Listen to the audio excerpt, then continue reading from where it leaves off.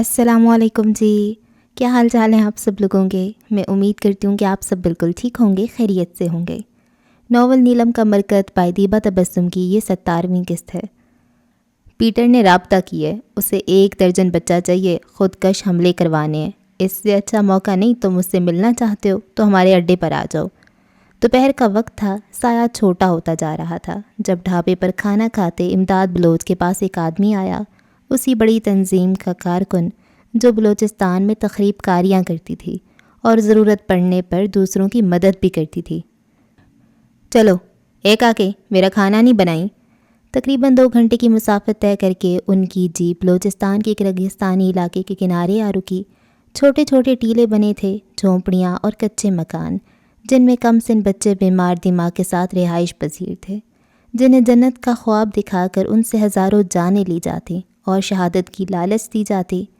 Peter جب اپنے guards کے ساتھ یہاں پہنچا تو امداد بلوچ ساری صورتحال کا جائزہ لے چکا تھا۔ پیٹر نے طے کردہ رقم تنظیم کے سربراہ کو تھمانی چاہی جب امداد بلوچ بیچ میں آ گیا۔ پیسہ میں دے چکا ہوں۔ اس نے نوٹوں کی گڈیاں واپس پیٹر کے کوٹ کی اندرونی جیب میں ڈالیں۔ اس کے قریب آتے ہی گارڈز الرٹ ہو گئے۔ نہیں مارتا تم لوگوں کے صاحب کو، امداد بلوچ دور ہوتے دونوں ہاتھ اٹھا کر بولا۔ بہت عرصے سے یہاں ان کے ساتھ کام کر رہا ہوں، یقین مانو بھروسے کا آدمی ہوں، تمہاری مدد کر رہا ہوں، بدلے میں بس ایک ہی چیز چاہیے۔ امداد بلوچ نے پیٹر کی آنکھوں میں دیکھتے کہا۔ کیا؟ رابطہ، فٹ جواب آیا تھا۔ نیلم اپنے وقت پر اپارٹمنٹ پہنچی تھی۔ اندر داخل ہوتی اسے وہی سکون اور خاموشی ملی جو اتنے دنوں سے قائم تھی، مگر آج کا دن یقیناً کوئی انہونی لانے والا تھا۔ راستے میں بھی اس کی کار کو روکا گیا تھا۔ پولیس نے سٹاپ پر چیکنگ آرڈر لگا رکھے تھے۔ وہ سب خیریت ہے نا؟ اس نے خاکی رنگ کے 2 تھیلے امریکن کچن میں جاتے شیلف پر رکھے۔ نہیں، کچھ بھی خیریت نہیں۔ ایجنٹ 41 اور 61 نے اطلاع دی ہے کہ منہاج نے آج بم بلاسٹ کروانا ہے، اور اس خبر نے ہم سب کا چین سکون پچھلے 8 گھنٹوں سے برباد کر رکھا ہے، خاتون نے جواب دیا۔ وہ 7 بجے وہاں سے نکلی تھی، آتے آتے 7:30 ہو گئے۔ اب کیا ہوگا؟ ٹائیگر کہاں ہے؟ اور کیپٹن حمزہ اور باقی سب؟ وہ گلے میں پڑا سٹولر اتارنے لگی، بالوں کی پونی کو ہی لپیٹ کر جوڑا بنایا، ریموٹ اٹھا کر LED آن کی، جہاں نیوز اینکر بہت کچھ کہے جا رہی تھی، جس کا خلاصہ یہ تھا کہ 1-2 جگہ سے بارود بھرے ٹرک پکڑے گئے ہیں اور بھی دھماکہ خیز مواد پولیس کو ملا ہے، مگر ابھی کچھ کہا نہیں جا سکتا۔ ممکن ہے یہ سب دشمن نے بھٹکانے کو کیا ہو، اس کا ٹارگٹ کوئی اور جگہ ہو۔ ٹائیگر کی ڈیوائس آف جا رہی تھی۔ نیلم کی پریشانی بڑھنے لگی۔ اب کیا کریں ہم؟ وہ سر تھام کر صوفے پر بیٹھ گئی۔ ٹینشن تو مجھے بھی ہو رہی ہے، مگر ٹائیگر سر نے منع کیا ہے باہر نکلنے سے اور کسی سے بھی رابطہ کرنے سے، کیونکہ وہ سب آج کے حملے کے متعلق کھوج لگانے میں مصروف ہیں۔ ممکن ہے کہ احماز کی اس میں کوئی چال بھی ہو۔ خاتون نے اسے سمجھانا چاہا۔ نیلم واش روم چل پڑی۔ واپس آئی تو کپڑے بدلے تھے۔ اس کا چہرہ تر، گردن بھی گیلی تھی۔ سفید مورنی جیسی رنگت پر پانی شبنمی قطروں کی مانند چمک رہا تھا۔ چادر لے کر وہ سورہ یاسین کی تلاوت میں مشغول ہو گئی۔ میجر آس، کیپٹن حمزہ، کیپٹن منزہ، کیپٹن عریج، سیکنڈ لیفٹیننٹ سمان پورا دن ایک ٹیم کی صورت فوج کی مدد کر رہے تھے۔ انہوں نے اپنی ہر ممکن کوشش کی تھی حملہ آوروں کو روکنے کی۔ چونکہ کیپٹن منزہ اور عریج کے ساتھ سیکنڈ لیفٹیننٹ سمان بلوچستان میں ہونے والی دہشت گردی کے مشن پر تھے، اس لیے وہ امداد بلوچ پر نظر رکھے ہوئے تھے۔ اسی طرح انہیں پیٹر کی وہاں موجودگی کا بھی علم ہو چکا تھا، اور یہ بھی کہ وہ درجن بھر کم سن بچے لے کر جا رہا ہے۔ انہوں نے اسی وقت میجر آس کو اطلاع کی کہ اس نے آرمی آفیسر کو انفارم کیا تو پولیس چوکیاں الرٹ ہو گئیں، مگر پیٹر بہت چالاکی سے بچے لے کر نکل چکا تھا، اس لیے ان کو بہت مشکل کا سامنا کرنا پڑا۔ لاہور کی ایک درگاہ پر حملہ ہوا تھا، جس کے نتیجے میں 12 افراد زخمی ہوئے تھے اور 2 انسانی جانوں کا بھی نقصان ہو چکا تھا۔ ان کا کام محض جاسوسی کرنے کا تھا۔ وہ انہوں نے کی اور ساری لوکیشنز بتائیں کہ کہاں کہاں خودکش بمبار بھیجے گئے ہیں، مگر پولیس کی غفلت کے باعث ایک حملے میں وہ کامیاب ہو چکے تھے۔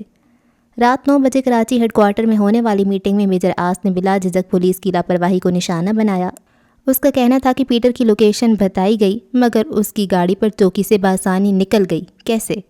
جب بتایا گیا کہ درگاہ میں ایک خودکش بمبار بھیجا گیا ہے تو اسے وقت سے پہلے پکڑ کر بم ڈسپوزیبل اسکواڈ کے حوالے کیوں نہیں کیا گیا؟ رات 11 بجے کے قریب میجر آس اور کیپٹن حمزہ اپارٹمنٹ پہنچے تھے۔ یہاں ایک اور مسئلہ تھا۔ ان کے چند ساتھی ہیروئن اور کوکین کی اسمگلنگ میں احماز کی گینگ کا حصہ بنے تھے، تو وہ آج کی رات ان سارے پیکٹس کو خالی کر کے ان میں ٹیسٹ لیس پاؤڈر بھر رہے تھے۔ پورے اپارٹمنٹ کا ستیہ ناش ہوا پڑا تھا۔ وہ یہ کام یہاں نہیں کرتے تھے، اس کے لیے ان کا ایک خفیہ ٹھکانہ تھا۔ تبھی میجراس کو حیرت ہوئی۔ یہ سب یہاں کیوں لائے ہو؟ اندر آتے ہی وہ دبے دبے لہجے میں غرایا۔ سر وہاں بالکل بھی جگہ نہیں تھی۔ اس مہینے منشیات کی اسمگلنگ بہت کھلے عام کی گئی ہے۔ یونیورسٹی کے اسٹوڈنٹس کا بھی آنا جانا بڑھے جا رہا ہے۔ کوئی گھر سے چوری کرتا ہے تو کوئی راہ چلتے ڈاکے ڈال کر پیمنٹ کرتا ہے۔ بہت برا حال ہے سر، اس کے ماتحت نے دلی افسردگی سے کہا۔ تم لوگ ابھی تک جیسا چل رہا ہے چلنے دو، جب تک یہ نہ پتہ چل جائے کہ ہیروئن اور کوکین آ کہاں سے رہی ہے کوئی بھی قدم مت اٹھانا۔ سر کل 2 اسٹوڈنٹس میری آنکھوں کے سامنے تڑپ تڑپ کر مر رہے تھے، ان کو انجیکشن لگائے تو سانس آئی۔ ہمارے ملک کے معماروں کا یہ حال ہے سر۔ میجراس سمجھ سکتا تھا کہ انہیں دن بھر کن کن مشکلات کا سامنا کرنا پڑتا ہوگا۔ سر آپ بہت تھک گئے ہیں، ریسٹ کر لیں اور چلے جائیں۔ ٹائیگر صوفے پر لگے ڈھیر کو کھسکا کے بمشکل بیٹھا تھا، اس کی بات سے اتفاق کرتے اٹھ گیا۔ نیلم جلے پیر کی بلی کی طرح لاؤنج میں چکر کاٹ رہی تھی، اس کو دیکھتے ہی بےتابی و بے قراری سے آگے بڑھی۔ آپ ٹھیک ہیں؟ نیوز پر صرف ایک ہی حملے کا بتا رہے ہیں لاہور میں، سب ٹھیک ہے؟ کوئی خطرہ تو نہیں؟ کیا یہ سب احماز نہیں کیا ہے؟ آپ سے کانٹیکٹ بھی نہیں ہو رہا تھا، کب سے ٹرائی کر رہے تھے ہم۔ وہ جتنا تیز بول رہی تھی میجراس اتنے ہی سکون سے اسے سن رہا تھا۔ سب ٹھیک ہے۔ وہ آگے بڑھ گیا، نیلم اس کے پیچھے آئی ہمیشہ کی طرح۔ آپ بھی ٹھیک ہیں؟ اس نے جھجک کر پوچھا۔ کافی وقت ہو گیا تھا وہ پہلے والی بےتابی کا اظہار نہیں کرتی تھی۔ جی۔ آپ صبح ٹائم سے نکل جائیے گا کیونکہ مجھے بھی کل پیٹر سے ملنا ہے، اس لیے کل میں آپ کے ساتھ نہیں ہوں گا۔ ہاں، ریکارڈنگ سنتا رہوں گا۔ ٹھیک ہے، میں جا رہا ہوں، ہوشیار رہیے گا، کیز اب بھی منہاج کے پاس ہیں۔ وہ بیڈ روم پر ایک طائرانہ نگاہ ڈالتے واپس بالکنی کی جانب چل پڑا۔ اتنی عجلت میں تھا کہ نیلم کو موقع ہی نہ دیا۔ کیپٹن حمزہ آپ تھوڑا ادھر کو ہو جائیں، میری بھی جگہ بنا دیں۔ اس نے میٹرس پر لیٹے حمزہ سے کہا تو وہ دیوار کے ساتھ لگ گیا۔ میجر آس اس کے برابر آ کر لیٹ گیا۔ نیلم سے فرار کے لیے وہ اپنا آرام بھی داؤ پر لگانے کے لیے تیار تھا، اور دوسری جانب اس لڑکی کو آرام دہ بیڈ پر بھی نیند جیسے نعمت میسر نہیں تھی۔ محبت میں صبر کرنا بہت مشکل ہے، بہت زیادہ، اور ان لوگوں کے لیے اور بھی زیادہ جو چاہے جانے کے قابل ہوں، جن کی چاہ ایک دنیا کو ہو اور ایک واحد شخص اسے ٹھکرا دے۔ ریجیکشن برداشت کرنا بہت مشکل ہے۔ ہجر والوں کی ہاں نہیں پہنچی، نیند راستے میں سو گئی شاید۔ ملگجے اندھیرے میں وہ سگار پر سگار پھونک رہا تھا۔ ایماز پلازا کی چھت پر کھڑا وہ نیچے جھانک رہا تھا، ایک ہاتھ دیوار کے سرے پر ٹکائے دوسرے سے کش لگا رہا تھا۔ نیچے پارکنگ ایریا کے علاوہ لان بھی لائٹ سے جگمگ کر رہا تھا۔ اس کا چہرہ ہمیشہ کی طرح بے تاثر تھا۔ پلازا کا قد اتنا اونچا تھا کہ اگر کسی کو ہائٹ فوبیا ہو تو اس کا اللہ ہی حافظ۔ دن بھر بیچارے کتوں کی طرح حملہ آوروں کی بو سونگھتے پھرے ہوں گے، اب جا کر چین کی نیند کے لیے لیٹے ہوں گے۔ میں ان کو سکون سے کیسے رہنے دوں جب انہوں نے میرا سب کچھ چھین لیا؟ عوام کے تحفظ کا بیڑا اٹھاتے ہی کیوں ہے جب پورا نہیں کر سکتے؟ اس نے کالی گھٹا چھایا آسمان کو دیکھا۔ پیٹر اپنے پیچھے کھڑے اپنے وفادار کو آواز لگائی۔ یس باس۔ وہ دونوں ہاتھ نیچے لٹکائے سیدھا کھڑا اس کے حکم کا منتظر تھا۔ ISI کے آفس پر اٹیک کرنا ہے۔ اس کے انابی ہونٹ مسکرانے لگے۔ ان کو بتانا ضروری ہے۔ Don't mass with me. Plaza کی سب سے اونچی منزل پر کھڑا وہ کھوکھلے کہے لگا رہا تھا، وحشت سے بھرپور زہریلی مسکراہٹ۔ تم ہنستے ہو کہ کوئی رونے والا ہے، جب آدھا فلک سو چکا کوئی جاگنے والا ہے۔ ایک تارا ہے جو ٹوٹ چکا، دیکھو کوئی اس کو اٹھانے والا ہے۔ تم دل شاد بھی ہو دل برباد بھی، ایک عالم ہے جو بنا دل والا ہے۔ 3 خودکش بمبار کا لاہور ISI کے آفس پر دھماکہ، 12 انٹیلیجنس آفیسرز شہید، 17 پولیس اہلکار سمیت 200 افراد زخمی۔ مزید معلومات کے لیے ہمارے ساتھ رہیے۔ میجراس کی آنکھ نیوز اینکر کی چیخ چیخ کر ہیڈ لائنز پڑھنے پر کھلی تھی، اور جب سامنے چلتی لال پٹی پر نظر پڑی تو اس کی آنکھیں ابل ہی پڑی تھیں۔ تمام آفیسرز کو سانپ سونگ گیا تھا کہ رات 1 بجے کے قریب خودکش بمبار وہاں پہنچے کیسے۔ ان کے 12 ساتھی شہید ہو چکے تھے اور باقی عملہ بھی زخمی ہوا تھا۔ دھماکہ اتنا پرزور تھا کہ آفس کی عمارت کے علاوہ آس پاس کی عمارتیں بھی متاثر ہوئی تھیں اور عام افراد زخمی۔ منہاج الزحاق، ایک بار، بس ایک بار تم ہمارے ہاتھ چڑھ جاؤ، تمہاری روح بھی پناہ مانگے گی ہم سے۔ ایک ایجنٹ نے دل ہلکا کیا۔ وہ سب ایک دوسرے سے نظریں چرا رہے تھے، کوئی نمی چھپا رہا تھا تو کوئی افسردگی۔ وہ سب ایک ہی فیلڈ کے تھے، جانے والے ان کے ساتھی، ان کے ہمراہ، ان کے ہم قدم ہی تو تھے، ایک خاندان کے فرد جیسے۔ ایک دوسرے کی تکلیف پر تڑپتے ہیں، ویسے ایک ادارے کے افراد بھی ایک دوسرے کے زخموں پر سسک رہے تھے۔ مجھے لگتا ہے اس نے یہ سب انتظام صبح سے ہی کیا تھا، ورنہ اتنی سخت سیکیورٹی ہوتی ہے رات کے وقت، ایک اور بولا۔ ہمارا دھیان عوام کو پروٹیکٹ کرنے میں تھا، ہمیں کیا پتہ تھا کہ اس بار وہ ساری آگ ہم پر اگلے گا، کیپٹن حمزہ بولا۔ ایسی بات نہیں ہے، پولیس سیکیورٹی وہاں بھی تھی، اسی وجہ سے تو زخمیوں میں پولیس افراد بھی شامل ہیں، ایک ایجنٹ نے کیپٹن حمزہ سے اختلاف کیا۔ مجھے لگتا ہے وہ ہمیں کمزور کرنا چاہ رہا ہے، اس حملے کا مطلب ہمیں وارن کرنا بھی تو ہو سکتا ہے۔ سب اپنی اپنی رائے دے رہے تھے۔ سب سے زیادہ خطرہ سی این کو ہوگا، ایک ایجنٹ کو کیپٹن نیلم کا خیال آیا، زیادہ تر وہی اس کے ساتھ ہوتا تھا، کبھی رکشہ ڈرائیور تو کبھی ٹیکسی ڈرائیور۔ جو بھی ہے، ہم میں سے کوئی پیچھے نہیں ہٹے گا، ابھی تو شروعات ہے، ہمیں ابھی بہت سی انفارمیشن حاصل کرنی ہے، ابھی تک کوئی گڑبڑ نہیں ہوئی، آگے بھی نہیں ہوگی انشاءاللہ، اور ہم گھبرانے والوں میں سے نہیں ہیں۔ جیتے تو غازی کہلائیں گے، ہارے تو شہادت کے سینے میں سوئیں گے۔ نعرہ تکبیر، اللہ اکبر۔ میجر آس کے کہنے پر وہ سب آواز بلند بولے تھے۔ وہ آج بہت خوش تھا، اس کے جانی دشمن انٹیلیجنس والے آج افسردہ تھے، نمناک لہجوں نے اس کے اندر کے وحشی انسان کو بھرپور خوشی دی تھی۔ ہاں، ایک حقیقت سے انکار نہیں کیا جا سکتا تھا، وہ یہ کہ شہداء کے گھر والوں کو ان پر فخر تھا۔ ان کی ہمت، حوصلہ اور بلند آواز میں پرجوش تقاریر اور نعرے ہر محب وطن کو فخر محسوس کرنے پر مجبور کر رہے تھے۔ ریسٹورانٹ پر اس کی BMW رکی تو وہ بڑی شان سے کروفر سے تنے سر کے ساتھ باہر نکلا تھا۔ اس کے پیچھے نہ صرف مشہور پاکستانی سیاسی شخصیات تھیں، بلکہ افغانستان، بھارت اور امریکہ کی بھی پاورفل شخصیات کی سپورٹ اسے حاصل تھی۔ اس کے گریبان کو آرمی کا ہاتھ کب کا لگ چکا ہوتا اگر غدار اپنے نہ ہوتے۔ وہ ایک ٹیبل پر کھڑی آرڈر نوٹ کر رہی تھی۔ بلیک جینز اور بیبی پنک شرٹ میں کھلے فل سلیوز اس پر بہت جچ رہے تھے۔ بالوں کی ٹیل پونی بنائے، آنکھوں پر ڈارک براؤن شیڈز لگا رکھے تھے۔ وہ آرڈر لے چکی تھی، شاید تبھی جانے کو مڑی جب سائیڈ والی کرسی پر بیٹھے شریر لڑکے نے شرارتاً پیر آگے کر دیا۔ نیلم کو نظر تو آ گیا تھا، وہ اسے سچ مچ اندھا سمجھ رہا تھا۔ پیر اور ٹخنے کے بیچ پیر رکھ کر نیلم گزری تو اس لڑکے کی چیخ نکل گئی، اے آر یو بلائنڈ ایڈیٹ؟ غصے میں اس کے منہ سے وہی جملہ نکلا تھا جو عموماً ایسی صورتحال میں بولا جاتا ہے۔ یس آئی ایم، لڑکی نے اطمینان سے کہا۔ ریسٹورانٹ میں دبے دبے کہکہے لگنے لگے۔ منہاج کا غصہ سوا نیزے پر پہنچ گیا، سفید رنگت سرخ ہونے لگی، آنکھوں میں غضب کی سرخی نے جگہ بنا لی۔ مینیجر کہاں ہے؟ کوئی بھی منہ اٹھا کر سٹاف کی انسلٹ کرتا رہے اور تم لوگ خاموش کھڑے رہتے ہو۔ منہاج کی گرجدار آواز پر ریسٹورانٹ کے کہکہے بند ہو چکے تھے، اس کے گارڈز بھی اندر ہی آ چکے تھے۔ مینیجر نے بھی فوراً حاضری دی۔ Sorry sir, we are really sorry. Manager کی شامت تو آئی ہی رہتی تھی جب منہاج آتا تھا، ابھی وہ گھبراہٹ میں معافیاں تلافیاں کرنے لگا۔ اندر سٹاف رکھا ہوا ہے، ایڈیٹ پیپل۔ لڑکا غصے سے بولتا جانے لگا۔ جیسے ہی وہ اس کے پاس سے گزرنے لگا، منہاج نے اس کی گریبان تھام کر اپنی جانب گھسیٹ لیا۔ دونوں ہاتھ اس کی گریبان پر جمائے وہ اسے اپنے مقابل کھڑا کر چکا تھا۔ اس کی غلافی بھوری آنکھوں نے مقابل کو چند پل کے لیے لرزا دیا تھا۔ اس نے ایک زوردار پنچ لڑکے کے منہ پر دے مارا۔ وہ پیچھے پڑی میز پر لگا تھا۔ برتن گرنے کی آواز نے ریسٹورانٹ کی خاموش فضا میں ارتعاش برپا کر دیا۔ نیلم اچھل کر 2 قدم دور ہٹی تھی۔ کانوں پر ہاتھ رکھتے اس نے خوفزدہ ہونے کی کمال اداکاری کی۔ سر پلیز جانے دیں سر۔ مینیجر کی منت سماجت پر منہاج نے قہر آلود نظروں سے نیچے گرے پڑے لڑکے کو دیکھا جس کی ناک سے خون نکل رہا تھا تو شرٹ کا گریبان بھی ادھڑ چکا تھا۔ ادھر آؤ تم۔ منہاج نے اسے بازو سے پکڑ کر اپنے ساتھ گھسیٹا۔ بیٹھو یہاں۔ اس نے قدرے کونے پر لگی میز کی کرسی کھینچتے اسے بٹھایا اور مینیجر کی جانب مڑا۔ کچھ فاصلے پر گیا اور اس کو گھورتے بولا، میں نے کہا تھا اس سے یہ نوکروں والے کام مت کروانا۔ وہ درستگی سے بولا، سر کام تو دینا تھا نا۔ مینیجر منمنایا، کچھ بھی کرواؤ یا مفت میں سیلری دو، مگر آئندہ وہ میرے سوا کسی کا آرڈر نہیں لے گی، مائنڈ اٹ۔ اور جب سارا سٹاف لنچ کر رہا ہے تو اسے کام پر لگایا ہے۔ وہ بھڑک رہا تھا، مینیجر خاموش سن رہا تھا۔ وہ پھر نیلم کے پاس آیا، سنو تم گھر جاؤ اب، بلکہ پہلے ایک کپ چائے پی لو۔ وہ بیٹھتے ہوئے بولا۔ اس نے ویٹر کو چائے اور ریفریشمنٹ کا آرڈر دیا۔ ہم نے چائے نہیں پینی، تم کون ہو؟ نیلم نے پوچھا۔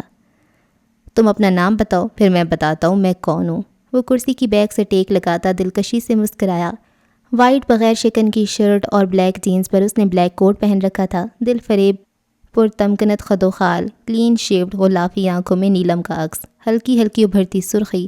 وہ کسی دیوتائی دیومالائی داستان کا کوئی دیوتا لگ رہا تھا، مجسم روپ دھارے اس کے سامنے بیٹھا ہو۔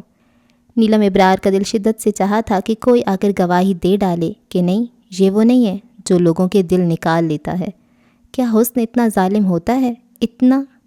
ہمیں کوئی دلچسپی نہیں ہے اس میں کہ تم کون ہو، تمہیں آخری بار بتا رہے ہیں، ہمیں پریشان مت کرو، نہیں تو بہت برا پیش آئیں گے تمہارے ساتھ۔ اس کے چہرے پر غصہ جھلک رہا تھا، رخسار بھی ناراضگی سے پھول گئے تھے۔ ہا ہا ہا ہا، وہ ہنسا اور آگے کو ہوتا بیٹھ گیا، دونوں ہاتھ میز پر ٹکائے تو نیلم کا دھیان غیر ارادی طور پر ان کی جانب گیا۔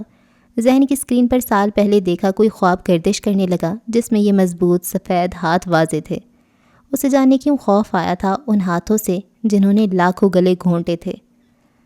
ملکہ، تم غصہ غلط جگہ کرتی ہو، مگر کرتی کمال کا ہو، وہ اس کے چہرے کو نظروں کی زد میں لیے بولا۔ Shut up! وہ کرسی دھکیل کر کھڑی ہوئی اور ہاتھ سے دیوار ٹٹولنے لگی۔ منہاج اس کے سامنے آ کھڑا ہوا۔ دیوار کو ٹٹولتا اس کا ہاتھ منہاج کے سینے سے ٹکرایا، ایک برق سی اس کے سینے میں دوڑ گئی تھی۔ کیا بدتمیزی ہے؟ وہ غصے سے پھنکاری۔ سنو، تم میری آواز نہیں پہچانتی کیا؟ وہ اس کے کان کے قریب ہوتا پوچھ رہا تھا۔ اس کے پرفیوم کی سحر انگیز مہک نیلم ابرار کے نتنوں سے ٹکرائی۔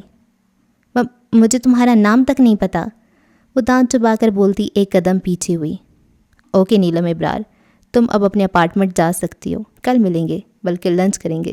سی یو سون، اس نے نیلم کی جانب دیکھتے ہوئے کہا، کوٹ کی پاکٹ پر لگے بلیک گوگلز لگائے اور اسے بھرپور نظروں سے تکتا چلا گیا۔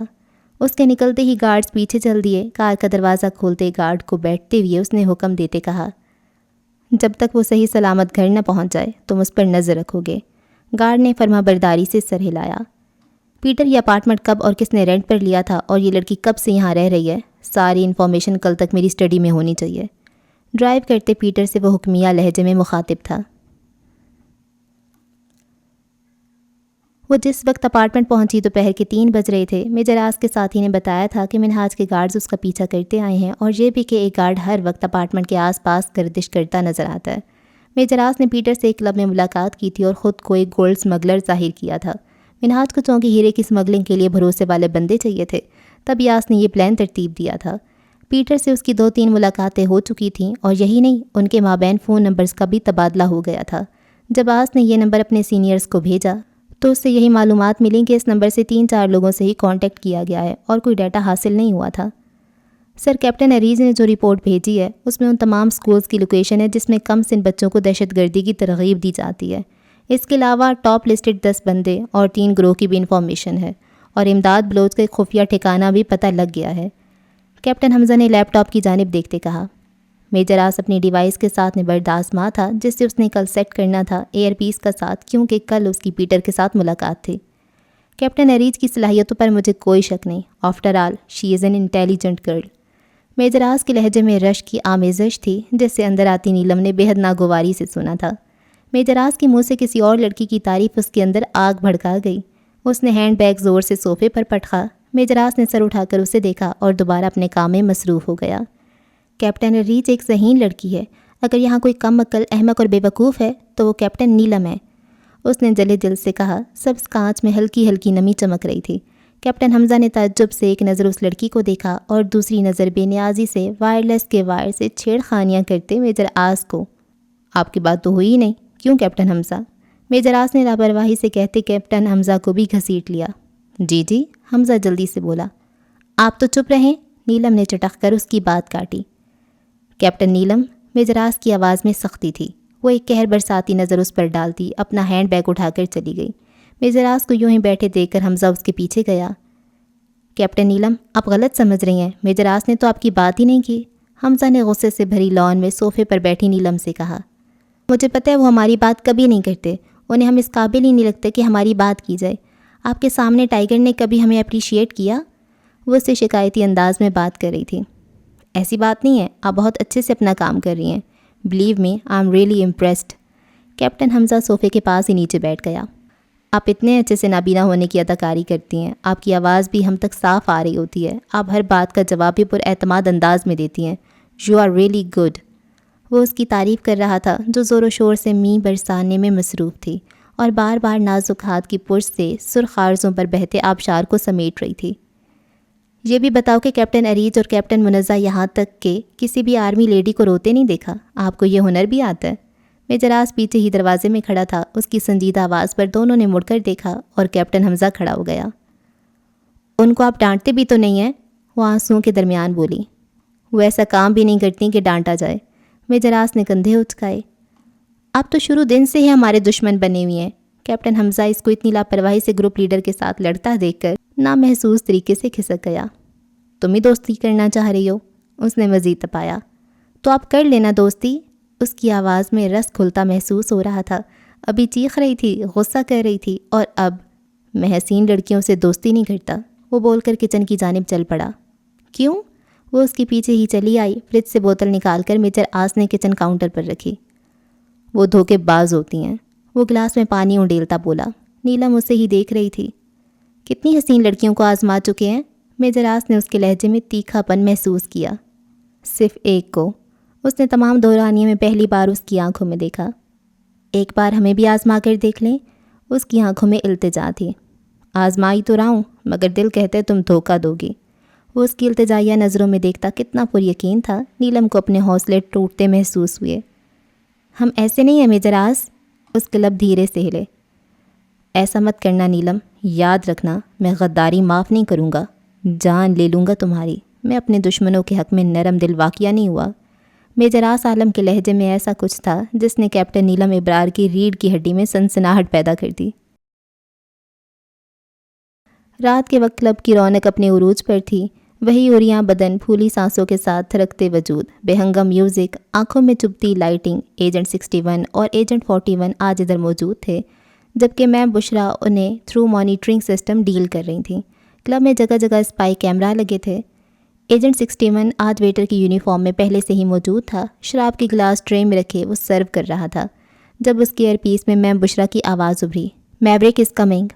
وہ فوراً متلاشی نظروں سے ادھر ادھر دیکھنے لگا۔ بالآخر اسے مینیجر آتا نظر آ ہی گیا تھا، جس کے ساتھ میوریک کلب کی چھت پر ہی جاتا تھا۔ وہ تیزی سے فون پر گفتگو کرتے مینیجر کے پاس سے گزرا اور جان بوجھ کر اس سے ٹکرا گیا۔ اوہ گاڈ! مینیجر نے ہاتھ جھاڑتے خونخوار نظروں سے ویٹر کو گھورا۔ اندھے ہو تم؟ کام نہیں کرنا آتا جاہل انسان! اپنی ساری فرسٹریشن اس پر نکال ڈالی۔ سوری سر، لائیں میں صاف کر لاؤں، بس 2 منٹ ہی لگیں گے، پلیز سر۔ وہ شرمندگی اور لجاجت سے درخواست کر رہا تھا۔ جاؤ، دفع ہو، جلدی آؤ۔ مینیجر نے کوٹ اتار کر اس کے منہ پر مارا۔ ایجنٹ 61 تیزی سے اندر واش روم کی جانب چل پڑا۔ جلدی کرو، میوریک آ گیا ہے، اس کی اوپر جانے سے پہلے کوٹ دے کر آؤ۔ میں بشرا جلدی میں بولی۔ یہ لگ کیوں نہیں رہا؟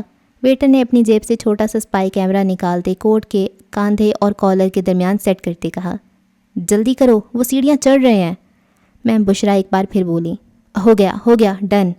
وہ کوٹ لے کر بجلی کی رفتار سے بھاگا۔ میوریک اور مینیجر آدھی سیڑھیاں چڑھ چکے تھے۔ سر آپ کا کوٹ! ویٹر کی آواز پر میوریک کو کچھ تھماتا مینیجر پلٹا۔ رکھو میں آتا ہوں۔ وہ مڑنے لگا۔ سر پہن لیں، کہیں پھر کچھ؟ اچھا، جلدی کرو۔ میوریک اسے مسلسل گھور رہا تھا۔ ویٹر نے آگے بڑھ کر اسے کوٹ پہنایا۔ جاؤ تم۔ اوپر اندھیرا تھا، چھت پہ مکمل اندھیرے میں ڈوبی ہوئی تھی۔ اگر وہاں روشنی ہوتی تو یہ ننھا سا اسپائی کیمرہ میوریک کی نظروں سے چھپا نہ رہتا۔ Well done 61۔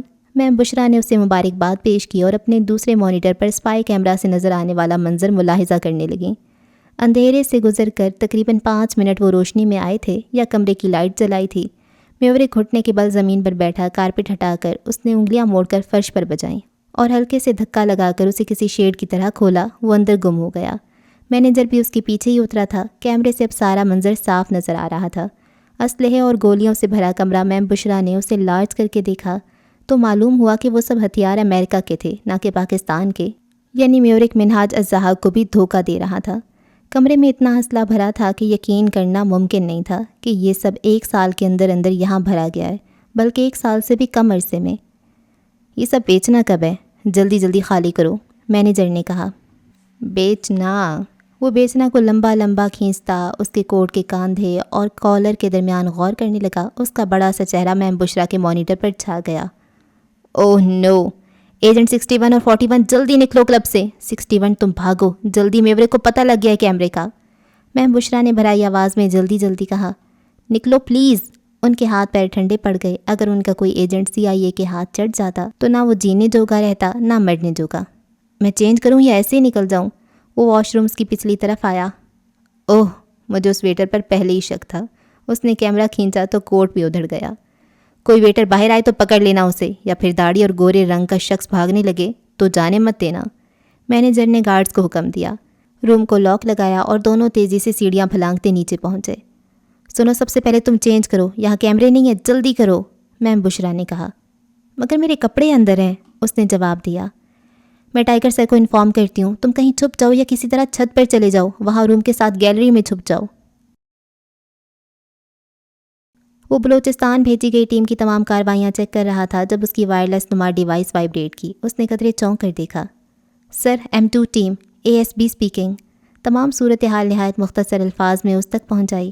میجراس نے فوراً لیفٹیننٹ جنرل سے رابطہ کیا اور تمام صورتحال سے آگاہ کیا۔ میں بشرا اور وہ فوراً بھیس بدل کر DIG سندھ سے رابطے کے بعد کلب پر ریڈ کرنے کا فیصلہ کیا۔ میں بشرا نے کلپ سینڈ کی اور پولیس گاڑیاں تیزی سے کلب کی جانب روانہ ہو گئیں۔ اس وقت یہ خوش قسمتی تھی کہ ان میں سے کوئی بھی پولیس اہلکار ایماز کی گینگ کا حصہ نہ تھا۔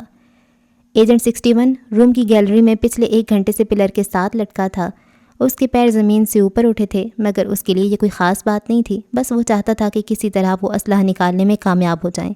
میوریک کے ساتھ موجود 2 گارڈز اور کلب گارڈز ایجنٹ 61 کی تلاش میں بھاگ رہے تھے، مگر اس کا ملنا ممکن نہیں لگ رہا تھا۔ پولیس گاڑیوں کا سائرن سنائی دیا تو میوریک نے ایک مکہ بنا کر اپنی ہتھیلی پر مارا اور 3-4 زبردست انگریزی گالیاں نکالیں۔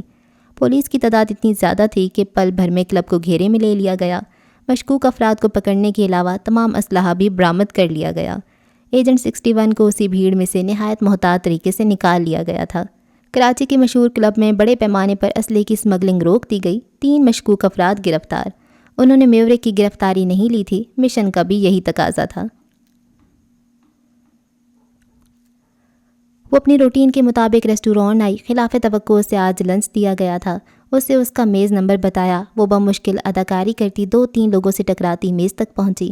ابھی اس نے صحیح طرح سے کھانے کی اشتہا انگیز خوشبو کو محسوس بھی نہ کیا تھا کہ اس کی کولون کی مہک نے اس پہ غلبہ حاصل کر لیا۔ وہ کھانے کو ہاتھ بڑھانے لگی۔ منہاج الزحاق وہاں پہلے سے ہی موجود تھا۔ اس کے ہر بڑے ہاتھ پر کوئی نہ کوئی ڈش آگے کر دیتا۔ کون ہے یہاں؟ وہ آس پاس دیکھنے کی کوشش کرتی بولی۔ کیا تم میری موجودگی کو بھی محسوس کر لیتی ہو؟ وہ میز پر کوہنیاں ٹیکائے اس کی گلاسز لگی آنکھوں پر نظریں جمائے پوچھ رہا تھا۔ اندھے ضرور ہیں مگر محسوسات رکھتے ہیں۔ وہ میز کا سہارا لے کر کھڑی ہو گئی۔ اس سے پہلے کہ منہاج اسے کچھ کہتا وہ پلرز کو ٹٹولتی تیز تیز آگے بڑھ گئی۔ بہت مشکل تھا ان چیزوں کی موجودگی کو فراموش کرنا جو نظر آ رہی ہوں۔ تقریباً 20 منٹ بعد مینیجر نے اسے دوبارہ میز پر جانے کا کہا اور لنچ کرنے کا کہا تو وہ ناچار اٹھ گئی۔ 11 سالوں میں پہلی بار نیلم کو سرو کیا، آج ملکہ کو کر رہا ہوں۔ وہ میز پر پھر موجود تھا، پلیٹ اس کے سامنے رکھتے اس میں سے ایگ نوڈلز نکالتے بولا، تو تمہیں کس نے حق دیا ہمارا نام رکھنے کا؟ ہم نیلم ہیں، سنا تم نے؟ اور ہم تمہارا سرو کیا کھانا تمہارے منہ پر مارتے ہیں۔ اس نے پلیٹ کو ہاتھ سے پرے کھسکایا تو وہ میز سے نیچے جا گری۔ ہمارا پیچھا مت کرو، وہ غصے سے آگ بگولا ہو گئی۔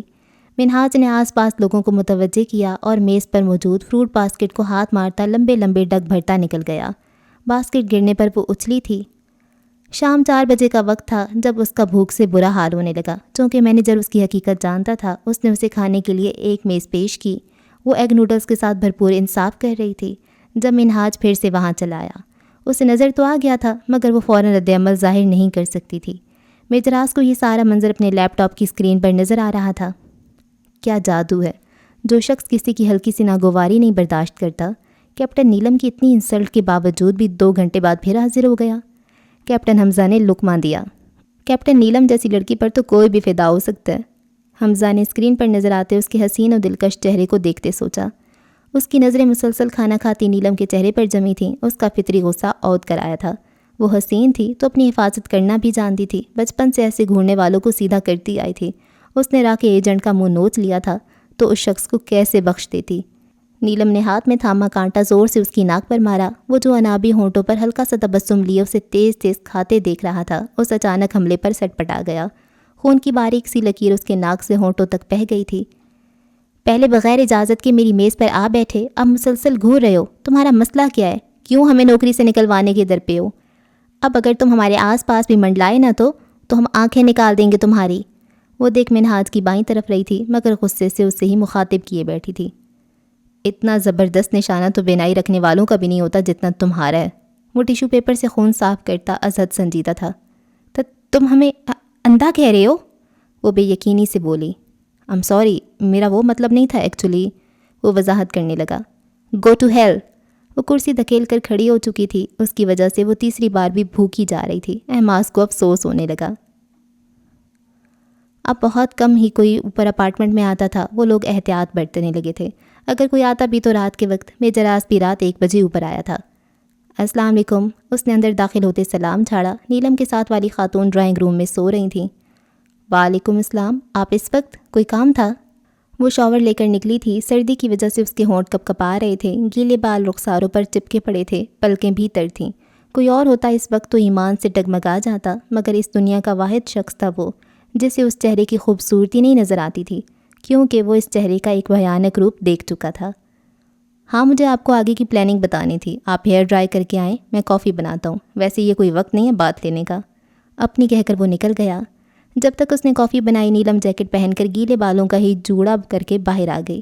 وہ کافی مگ میز پر رکھ رہا تھا، اسے بیٹھنے کا اشارہ کرتے اپنی کرسی بھی کھینچ لی۔ میجر آس نے اسے آگے کی منصوبہ بندی بتانا شروع کی۔ وہ خاموشی اور توجہ سے اس کی بات سننے لگی۔ پیٹر کو پتہ ہے کہ منہاج کے خلاف ایک ایجنٹ مشن پر ہے، اسے ٹائیگر کہتے ہیں۔ میں نہیں جانتا اسے یہ کیسے پتہ چلا، مگر ایسے میں میرا منہاج کے سامنے جانا مشن کے لیے خطرناک ثابت ہو سکتا ہے، اسی لیے پلان میں چینجنگز کی گئی ہیں۔ اس نے اپنی بات ختم کر کے کافی کا گھونٹ بھرا۔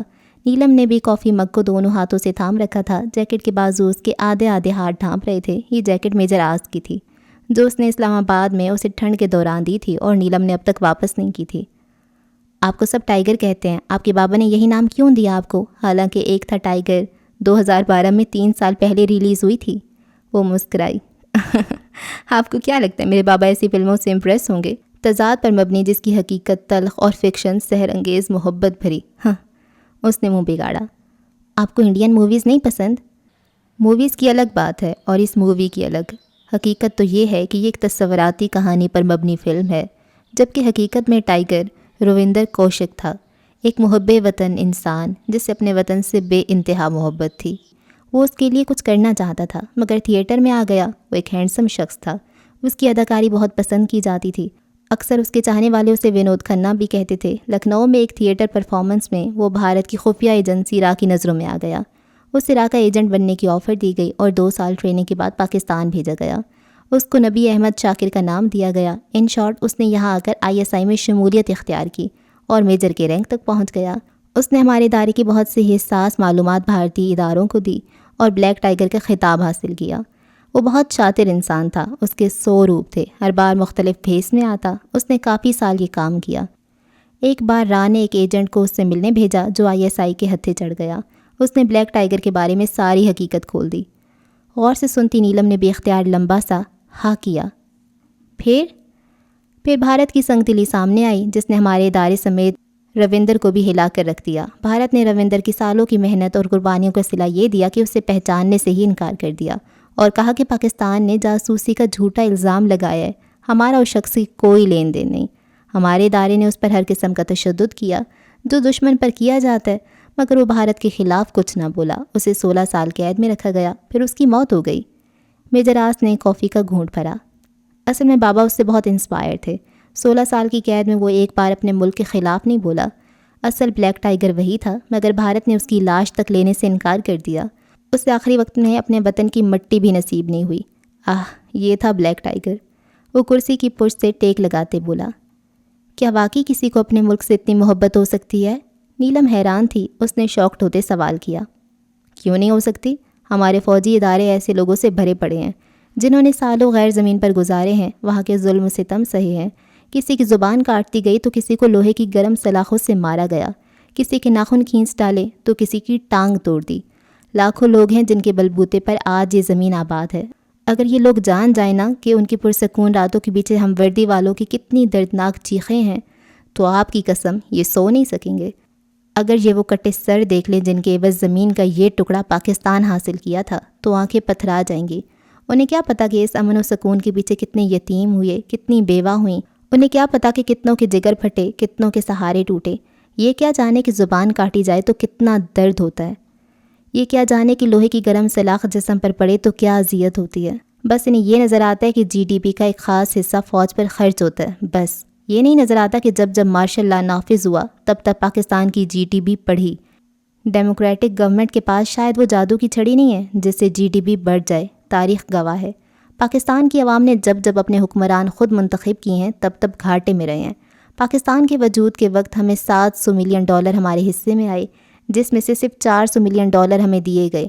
جی ڈی پی کا ریٹ نہ ہونے کے برابر تھا۔ پھر جنرل ایوب خان کے دور میں جی ڈی پی کا ریٹ تقریباً 6 تک آ گیا۔ ضیاء الحق کے دور میں ہماری جی ڈی پی اور بڑھ گئی۔ پھر جمہوری حکومت آئی اور جی ڈی پی گر گئی۔ پھر جنرل مشرف کے دور میں پھر بڑھ گئی۔ اس لیے تو G D P military government بڑھاتی ہے کہ اس کا فائدہ اٹھائیں وہ، نیلم نے تنزیہ کہا۔ یہی سننا چاہ رہا تھا میں۔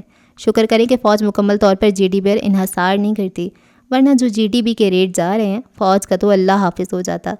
یا آپ لوگ شور مچاتے ہیں کہ بجٹ کھا گئی فوج بجٹ کھا گئی۔ بجٹ پر نظر ڈالیے کبھی، اس بجٹ میں سے ہم کیا کھائیں گے؟ پاکستان کی فوج دنیا کے 5ویں بڑی فوج اخراجات میں 26ویں نمبر پر ہے۔ ایٹمی میزائل بھی انہی اخراجات میں آتے ہیں۔ پاکستان کے دفاعی اخراجات ملک کی جمہوری پیداوار کا صرف 2.8% ہے، جبکہ روس کا 3.9، اسرائیل کا 6.9، امریکہ کے 4.7%۔ میجراس نے تو اس کی بولتے ہی بند کر کے رکھتی تھی۔ وہ جو سائیکہ کے سامنے اتنی زبان چلاتی تھی، حقائق اور دلائل کے ساتھ بات کرتے، اس بندے کے سامنے چپ تھی۔ ہمارے دفاعی اخراجات $6.8 ہیں، جبکہ بھارت جو ہم سے رقبے میں 5 گنا بڑا ہے کہ $50 سے زیادہ ہیں۔ پاکستان سے 8 گنا زیادہ مقابلہ بنتا ہے پھر ملٹری ہارڈ ویئرز کا، لیکن کر کے دیکھ لو، بجٹ کے اتنے فرق کے باوجود ہارڈ ویئرز میں معمولی سا فرق ملے گا۔ روس کے اخراجات $70 ارب، امریکہ کے $600 سے زیادہ ہیں۔ میں نے جتنا آرمی کو جانا اتنا آپ کو بتایا، ایک اندازے کے مطابق یہی اخراجات ہیں۔ باقی ہم کسی کی زبان نہیں پکڑ سکتے، لوگ معلومات رکھتے نہیں ہیں اور چڑھائی کر دیتے ہیں۔ آپ بھی انہی لوگوں میں شمار ہیں۔ وہ تلخ ہوا۔ ایکچولی ہمیں مطالعہ پاکستان اتنی خاص پسند نہیں ہے، اس نے سنجیدگی کا تاثر زائل کرنے کو شرارتاً کہا۔ خیر یہ مطالعہ پاکستان سے نہیں رٹا میں نے، کافی بھی ٹھنڈی کر دیا آپ نے میری، وہ جھنجھلایا۔ ہم نے تو نہیں کہا تھا کہ بھاشن دو، وہ بھی رات کے اس وقت، وہ بھی دو بدو بولی۔ کتنی بے مروت ہیں آپ، میں نے آپ کے لیے کافی بنائی کہ اس وقت شاور لینے پر آپ بیمار نہ ہو جائیں، اور آپ نے کیا کیا بحث چھیڑ دی اور کافی ٹھنڈی کر دی۔ وہ شکایت کر رہا تھا۔ بالکل ایسے ہی ہم، یاد کریں چند دن پہلے بنا کر دی تھی آپ کو، مگر آپ بنا پیے ہی چلے گئے۔ اب ہماری توبہ جو آپ جیسے مغرور انسان کے لیے کچھ بنائیں۔ وہ ہاتھ سینے پر باندھے بیٹھی تھی۔ میجراس نے اسے بازو سے پکڑ کر کھینچا۔ اس افتاد کے لیے قطعاً تیار نہ تھی، اس کے سینے پر ہاتھ رکھتے سر ٹکرانے سے بچایا۔ آپ کے تو اچھے بھی بنائیں گے کافی۔ وہ اسے کچن میں گھسیٹ لایا تھا۔ نیلم کو اب تک میجراس کا دل اپنی ہتھیلی میں دھڑکتا محسوس ہوا تھا، اور وہ بے دل انسان شاید سچ مچ جذبوں سے آری تھا۔ میں 3 دن کے لیے مشن کے سلسلے میں کہیں جا رہا ہوں، وہ کافی بناتی نیلم کی طرف دیکھے بنا بولا۔ کاؤنٹر سے کمر ٹکائے سینے پر ہاتھ باندھے سامنے والی دیوار کو دیکھ رہا تھا۔ آپ سنبھال لیں گی نا سب؟ اس نے نیلم کی جانب دیکھا جو مگ ایک ہاتھ میں تھامے دوسرے میں چمچ پکڑے اسے دیکھ رہی تھی۔ کیوں جا رہے ہیں آپ؟ فارسی تو نہیں بول رہا، مشن کے لیے ہی جا رہا ہوں۔ آپ نے پکچرز بھی لا کر نہیں دیں؟ سوری میں بزی تھا، آپ نے پرومس کیا تھا۔ وہ اس کا وعدہ یاد دلاتے مگ میں دیکھنے لگی۔ رہنے دے کافی۔ وہ تیزی سے کچن سے نکل گیا۔ کیوں؟ وہ اس کے پیچھے آئی۔ دل نہیں چاہ رہا، وہ بغیر رکے بغیر موڑے بولا۔ نیلم لاؤنج میں ہی کھڑی رہ گئی۔ عجب صورتحال ہوتی جا رہی ہے، رات کے بعد رات ہوتی جا رہی ہے۔ وہ تو آج بھی مکمل ہے پتھر کی طرح، ریزہ ریزہ تو میری ذات ہوتی جا رہی ہے۔ اگلے دن وہ پھر ریسٹورانٹ میں موجود تھی۔ منہاج الزہاق کل کی ہی طرح لنچ ٹائم پر پھر حاضر ہو گیا تھا۔ وہ مسلسل اسے نظروں کے حصار میں لیے ہوئے تھا۔ نیلم کو کوفت ہونے لگی۔ سنو ملکہ، میرے ساتھ لنچ کرو گی؟ وہ بل والی ڈائری لے کر واپس آ رہی تھی جب اس نے راستے میں آتے انتہائی دل نشین لہجے میں آفر کی۔ ہم لعنت بھیجتے ہیں تم پر اور تمہاری آفر پر، ہمارے راستے میں مت آیا کرو، کتنی بار کہیں تم سے؟ وہ دبے دبے لہجے میں چلائی۔ جتنی بار تمہارا دل کرے ملکہ۔ وہ ہنسا، اس کے دانت چمک اٹھے۔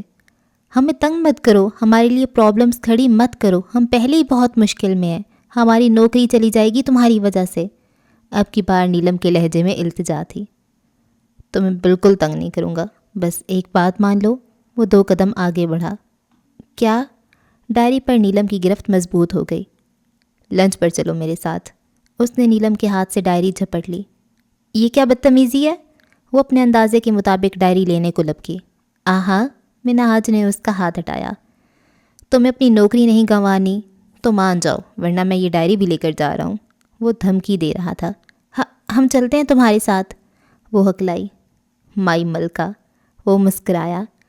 آدھے گھنٹے بعد منہاج الزہاقی پراڈو ایماس پلازا کے گیٹ پر رکی۔ نیلم ایسی ہی بیٹھی رہی جیسے یہ اونچا عالیشان محل سچ میں نہ نظر آیا ہو۔ کیپٹن نیلم، آپ کو منہاج کے ساتھ نہیں جانا چاہیے تھا، کم از کم میری غیر موجودگی میں تو بالکل نہیں۔ وہ سخت غصے میں بپھرا بول رہا تھا۔ ایئر پیس میں اس کی غراہٹ صاف سنائی دے رہی تھی۔ ابھی مجھے گئے ایک دن نہیں ہوا، اپنی مرضی سے تفریح کرنے نکل پڑی اس درندے وحشی کے ساتھ۔ میں بکواس کرتا ہوں، میری بات تو آپ کو سمجھ میں نہیں آتی۔ وہ مسلسل بول رہا تھا۔ اس کے ساتھیوں میں سے ایک نے یہ خبر نیلم کو دی تھی، تبھی اس نے لیپ ٹاپ کھول کر اس کی لوکیشن دیکھی تھی۔ آؤ ملکہ، منہاج نے اس کی جانب کا دروازہ کھولتے کہا۔ جاؤ اب اور واپس مت آنا۔ دوسری جانب وہ غصے سے بولا تو ضبط کرتی نیلم نے اپنے ہونٹ بھینچ لیے۔ منہاج نے اس کا نرم ملائم ہاتھ پکڑ کر باہر آنے میں مدد دی۔ ہاتھ چھڑواؤ اپنا۔ وہ کیمرے میں سب دیکھ رہا تھا جو اس کی واچ پر لگا تھا۔ درشتگی سے بولا۔ وہ ہمیں اندھا سمجھتا ہے، نیلم نے دل میں اسے جواب دیا۔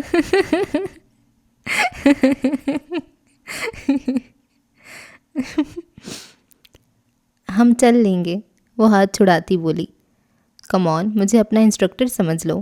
اس نے نیلم کا ہاتھ پھر سے اپنی گرفت میں جکڑ لیا۔ نیلم شش و پنج میں پڑ گئی۔ اسے ڈائننگ ہال تک وہ ساتھ لایا تھا۔ ایک چیئر گھسیٹ کر اسے کندھوں سے تھامتے بٹھایا تو نیلم کو اس کے لمس نے کپ کپانے پر مجبور کر دیا۔ خوف کی ایک لہر اس کی روح تک میں سرایت کر گئی۔ اس لمس نے کیا کیا یاد نہیں کروا دیا تھا، کون کون سے خواب حقیقت ہونے جا رہے تھے، وہ اب سمجھ رہی تھی۔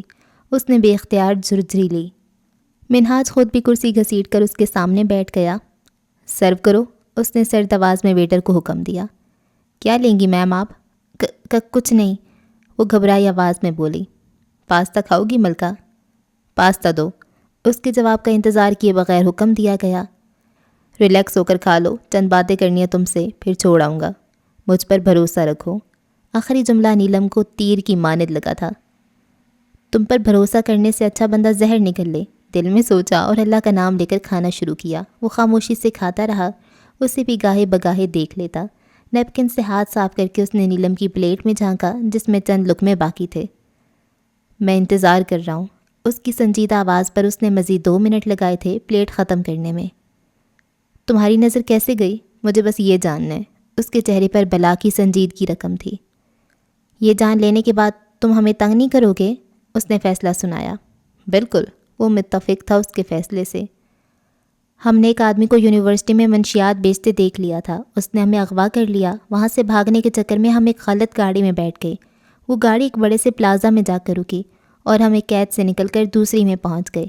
ایک رات ہم وہاں سے فرار ہونے میں کامیاب ہو گئے، مگر گارڈز کو پتہ لگ گیا تھا شاید۔ ہم اندھا دھند سڑک پر بھاگ رہے تھے کہ سامنے سے آتی گاڑی سے ٹکرا گئے۔ اس کار نے ہمیں جانے کتنے فٹ دور پھینکا تھا۔ پھر جب ہم ہوش میں آئے تو پتہ چلا کہ ہماری زندگی اندھیر ہو گئی ہے۔ اب کبھی ہمیں رنگ نظر نہیں آئیں گے، دنیا اب نظر نہیں آتی، بس محسوس ہوتی ہے، اور کئی بار بہت بری محسوس ہوتی ہے، بہت زیادہ بری۔ اس کے جذباتی انداز پر منہاج کو بے حد شرمندگی اور ندامت محسوس ہوئی۔ اسے لگتا تھا ہم نے اس کے ہیرے چوری کیے ہیں، بہت قیمتی تھے وہ، جس کا بدلہ اس نے ہماری آنکھوں کی روشنی چھین کر لے لیا۔ اس کے آنسو بھل بھل بہہ رہے تھے۔ ایسا نہیں ہے، میرا مطلب اس میں… چپ ہو جاؤ، اگر تم نے اس شخص کی حمایت میں ایک لفظ بھی کہا تو جان لے لیں گے ہم تمہاری۔ وہی ذمہ دار ہے ہماری بے رنگ پھیکی اذیت ناک زندگی کا، صرف وہی۔ وہ چلا رہی تھی، آخر میں پھوٹ پھوٹ کر رونے لگی۔ یہ لو پانی پیو۔ اس نے پانی نیلم کی جانب بڑھایا۔ وہ ہچکیاں لیتی پانی پی رہی تھی۔ منہاج اس کے سر پر کھڑا تھا۔ تمہاری فیملی کدھر ہے؟ اس نے سرسری انداز میں پوچھا۔ ہمارا ایک ہی بھائی تھا، اس نے شادی کر لی اور ہمیں کالج ہاسٹل میں ڈال دیا۔ اس کے بعد اسے کبھی یاد نہیں آیا کہ اس کی کوئی بہن بھی ہے، جی رہی ہے کہ مر گئی۔ مگر تم ہم سے یہ سب کیوں پوچھ رہے ہو؟ جذبات کی رو میں بہہ کر بول دی وہ، آخر میں غصہ ہوئی۔ ہمارے ہمدرد بن رہے ہو تم، اگر یہ سوچ رہے ہو کہ ہمیں ٹریپ کر لو گے تو جان لو، آنکھوں سے اندھے ضرور ہیں لیکن کمزور نہیں، اچھے اچھوں کے دماغ ٹھکانے لگا دیتے ہیں، سمجھے تم؟ وہ غصے میں بول رہی تھی، ہلکا ہلکا خوف بھی اس کے لہجے میں تھا جو منہاج سے چھپا نہ رہ سکا۔ اس کے انابی ہونٹ مسکرا دیے۔ میں تمہاری بات سے مکمل اتفاق کرتا ہوں۔ وہ اس کی کرسی کی بیک پر ہاتھ رکھے ہلکے سے اس کی جانب جھکتا بولا۔ دور رہو ہم سے، وہ چلائی۔ جو حکم ملکہ، وہ ہنس رہا تھا۔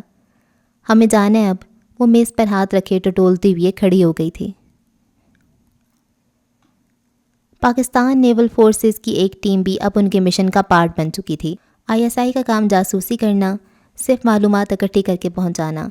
M2 ٹیم وہی کر رہی تھی۔ انہوں نے رپورٹ ISI کے ہیڈ کوارٹر بھیج دی تھی، جہاں ایک بڑی میٹنگ میں تینوں فورسز کے سربراہ اور اونچے عہدیداران شامل تھے، جس کے تحت یہ طے پایا کہ میورک نے چند بحری راستوں پر کام کرنے والے پاکستانی افراد کو ورغلایا ہے اور غیر قانونی طریقے سے اسلحہ لے جایا اور لے کر آیا جاتا ہے۔ رپورٹ میں ان تمام راستوں کا حوالہ موجود تھا، جس کی بنا پر نیوی کی مدد درکار تھی۔ آگے کا کام نیول فورسز کا تھا کہ کن راستوں پر کیسے اسمگلنگ ہو رہی ہے اور اسے کیسے روکنا ہے۔ M2 ٹیم نے اپنی کارکردگی سے اپنا آپ منوا لیا تھا۔ میجر آس بھی اس میٹنگ کا ایک اہم رکن تھا۔ انہیں میورک کو ایک اسمگلر کے طور پر نہیں بلکہ ایک جاسوس کے طور پر پکڑنا تھا۔ ایڈمائرل، وائس ایڈمائرل اور مشن میں مدد کے لیے 2 لیفٹیننٹ کمانڈر اور مڈ شپ مین تھے۔ سفید یونیفارم کے کاندھوں پر ان کے پوسٹ کے مطابق بیچز لگے تھے۔ میجر آس عالم بھی مکمل یونیفارم میں موجود تھا، جس کے بیچ پر اس کے عہدے کے مطابق چاند ستارہ چمک رہا تھا۔ فوجی کٹ پال اور چہرے کی سنجیدگی نے اس کی شخصیت کو مزید پرکشش بنا دیا تھا۔ شاید ہی ان میں سے کوئی ایسا ہو جو اسے ٹائیگر کے نام سے نہ جانتا ہو۔ وہ سب جانتے تھے کہ ماضی میں کرنل کا بیٹا ہونے کا کتنا بڑا قرض چکایا تھا اس نے۔ وہ تصویریں آج بھی بڑی بحری فوج کو یاد تھیں، جس میں آس عالم پر تشدد کی انتہا کر دی تھی۔ ان تصاویر پر تو انسانیت بھی شرمسار تھی۔ بلیک سٹار کی گرفتاری میں سب سے بڑی قربانی میجر آس اور کرنل شہیر عالم کی تھی۔ سر عابد کو ISI کے حوالے ہی کر دیا جائے، ہم اس سے اپنے طریقے سے باقی معلومات حاصل کر لیں گے۔